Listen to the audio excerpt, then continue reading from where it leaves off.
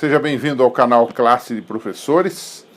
Hoje estudando um tema da lição da Escola Sabatina, o de número 8 da nossa discussão desse trimestre, Como Interpretar as Escrituras. A lição 8 tem um título interessante que vai ser repetido na semana que vem.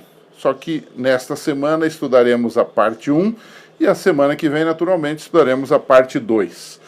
O que esse título tem a ver com a interpretação da Bíblia? Gênesis é o livro da Bíblia que contém a vida antes e depois do pecado, que contém as origens. Há temas esboçados em Gênesis que são a base para toda discussão teológica em toda a Bíblia, até o livro do Apocalipse. Portanto, como entendemos Gênesis vai determinar a nossa interpretação da Bíblia nos demais livros, nos demais capítulos, nos demais versículos que temos a partir de Gênesis 1, verso 1 para frente. Então, nessas 2 semanas nós vamos estudar alguns temas e que a compreensão desses temas teológicos vão influenciar, vão determinar o tipo de interpretação que daremos a passagens bíblicas em todos os seus 66 livros. Quais são esses temas? O primeiro deles tem a ver com a nossa origem. O número 1 é nossa origem. Gênesis 1, verso 1 diz que no princípio criou Deus os céus e a terra. Isso quer dizer que nós existimos porque Deus nos criou. Ponto final. Mas nós existimos porque Deus nos criou e também porque Ele nos criou com um propósito de servi-lo, de adorá-lo. Nós sabemos a nossa origem, de onde viemos. A gente não veio de uma explosão em laboratório, não evoluiu de uma ameba, de um protozoário ou de um ser inferior a nós, mas nós viemos das mãos maravilhosas e criadoras do nosso Deus. Então, a grande verdade é que a Bíblia, ela ensina que Deus é o Criador, mas que, na verdade, toda a divindade esteve envolvida na criação. Gênesis 1, verso 1 e 2, determinam que mais de um estiveram presentes na criação. O Pai, porque a palavra Deus em Gênesis 1, verso 1 está no plural, Elohim, que quer dizer que a divindade, que o trio celestial esteve envolvido. Ali está o Pai. Quando você vai para o verso 2, você vê o Espírito Santo. E depois, lendo Colossenses e outros livros do Novo Testamento, lendo o próprio Evangelho de João, capítulo 1, você vai perceber que o Criador, o agente ativo da criação, foi Jesus. Portanto, não é errado dizer que Deus criou, Deus o Pai, Deus o Filho, Deus o Espírito Santo. Mas quem foi o mestre de obras? Quem foi o agente ativo na criação? Isso foi conferido a Jesus Cristo, o Filho.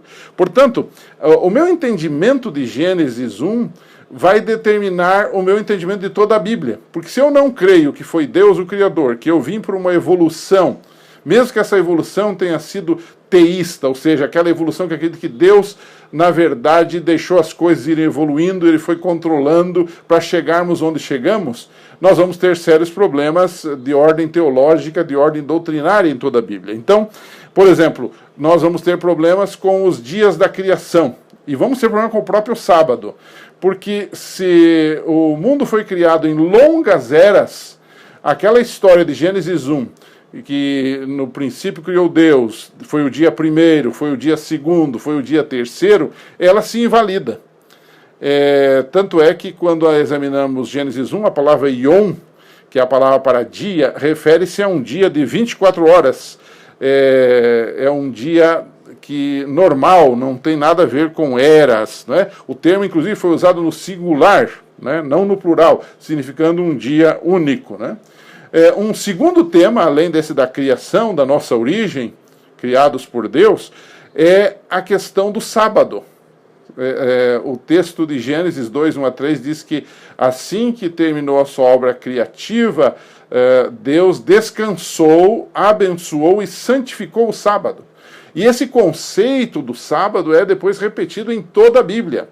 Você vai para Êxodo 20, você tem o sábado no 4º mandamento, depois você pode ir para Isaías 56, quando nós lemos ali que Deus convida até aqueles que não são judeus, derrubando por terra essa teoria de que o sábado era só para o povo judeu. Isaías 56, 6 e 7 diz que Deus convida os estrangeiros também para o servirem, para o adorarem e para guardarem o sábado. Isso fazia parte do pacote de Deus para eles.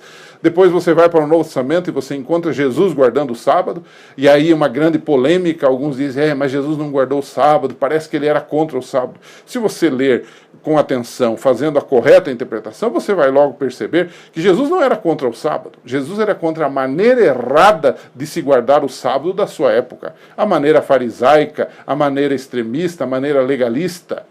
Mas Jesus disse que no sábado era um dia de adorar a Deus, tanto é que ele foi à igreja segundo o seu costume, em Lucas 4,16, e ali ele participou de um culto. Ele podia perfeitamente não ir, romper com isso tudo se não fosse verdade. Ele quase não falou sobre o sábado, porque não precisava, porque todo mundo guardava. Ele precisava falar de outras coisas, e foi o que de fato ele fez.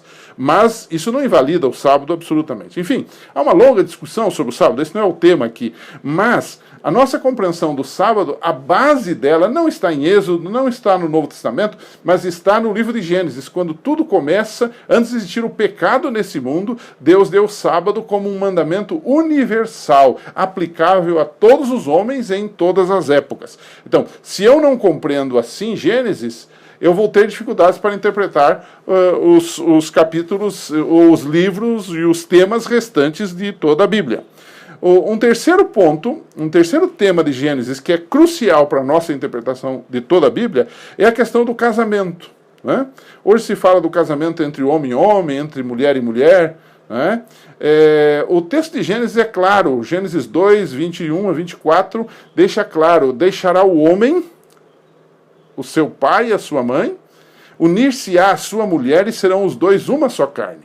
O casamento é entre um homem e uma mulher, e ambos se unem fisicamente, espiritualmente e emocionalmente para viverem uma nova vida.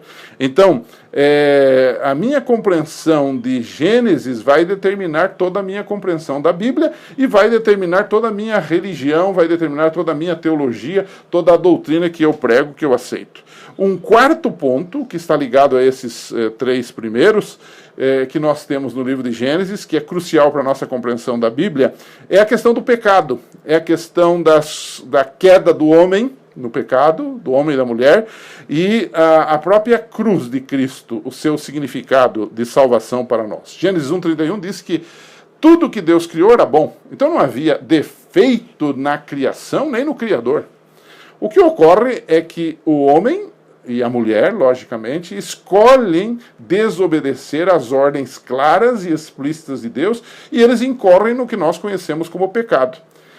E quando você lê Gênesis 3, Gênesis 4, não é? E você vai indo até chegar em Gênesis 6, quando nós temos aí, de fato, a pandemia do pecado e o mundo teve que ser destruído no dilúvio, você percebe que em todos esses momentos, apesar da pecaminosidade do homem, Deus sempre está prometendo um Salvador. Gênesis 3:15, Gênesis 3:9, Deus procura o homem e diz: onde estás? Gênesis 3:15, ele faz a promessa de um Salvador, do descendente da mulher, que é Jesus Cristo, que estaria esmagando a cabeça da serpente, que é Satanás. Isso demonstra que o pecado, embora tenha entrado pela desobediência de um Adão, foi resolvido o seu problema, foi pago o pecado pela morte de outro Adão, que foi Jesus Cristo, segundo o livro de Romanos 5, verso 12.